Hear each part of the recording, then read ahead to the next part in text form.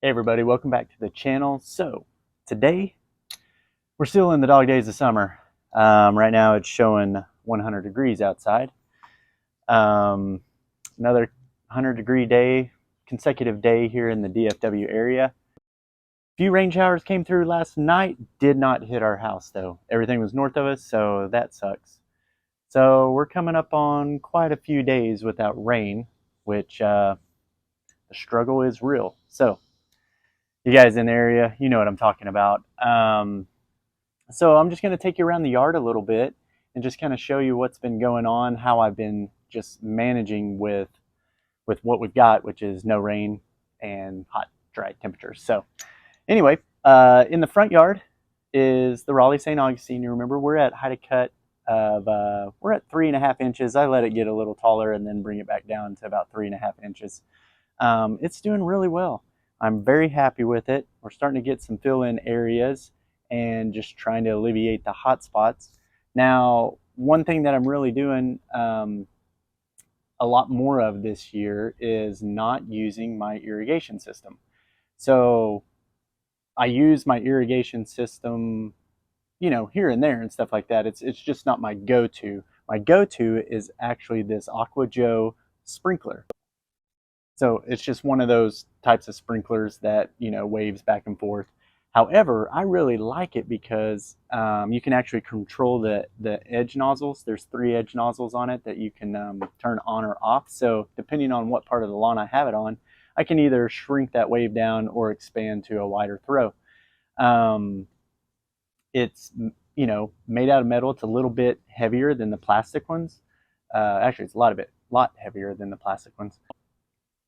So for me, I can actually put down a lot more water in a shorter period of time, and I can actually focus it on some specific areas. Now, St. Augustine likes to be watered. It's sandy soil, St. Augustine, over 100 degrees outside. So keeping the water on it as much as possible, and then whenever I'm not available to get the sprinkler out there, then I go to my irrigation system. You've heard me complain about my sprinkler system plenty of times. I don't know if it was quite designed right or what the deal was, but it just doesn't hit all the areas of the lawn that I would want it to. Now, in the backyard, I am kind of letting it get a little bit more heat. What would that be? Like just kind of heat stressed. The reason why it's the backyard, we play in it about an hour in the morning and about 30 minutes in the evening. With it being so hot, there's no pool back here. So right now we're just kind of in those months where we just don't spend a lot of time back here. So putting in the money and effort to keep everything as best as it could look, it's just not there right now. So I'm just kind of letting it stress just a little bit, still keeping water on it, just nothing like I'm doing with the front yard, since that's more of your eye appeal.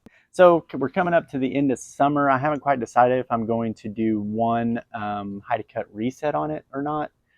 That way we can roll into a nice fall and even early winter with this lawn, which it'll do it. I mean, this thing, it probably could make it to December. So let's find out if it'll make it to December or not.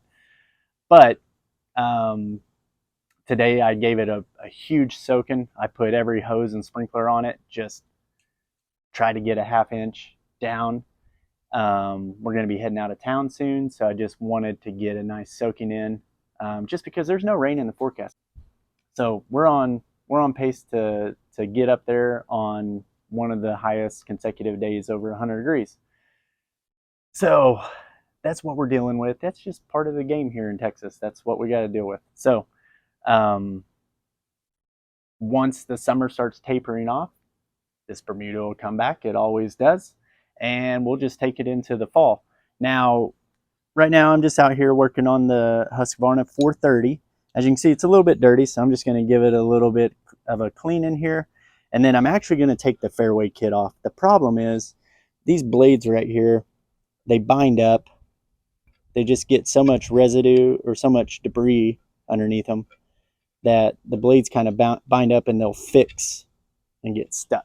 And then it kind of loses some cut quality there. So I'm going to put the old shade or shield back on, and we're going to get that going again.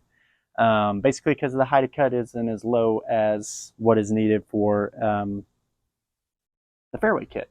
We're going to be bringing it up to, keeping it about 1.5 inches to 2 inches. So at least until these 100-degree temperatures go away. Remember, it's common Bermuda. It's not hybrid Bermuda. So it does better whenever it's taller, at least for me.